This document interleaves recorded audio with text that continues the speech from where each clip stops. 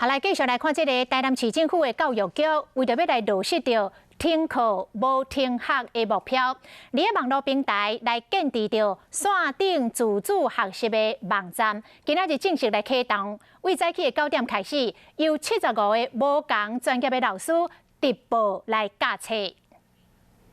因为疫情关系，进前教育部紧急宣布讲，全国高中以下学校停课。台南市政府教育局嘛规划公办的线上直播的教学，让学生会使伫厝诶好好学习。1到9年级的这个课程哈，我们统一有老师，每一门课程有1位老师来授课。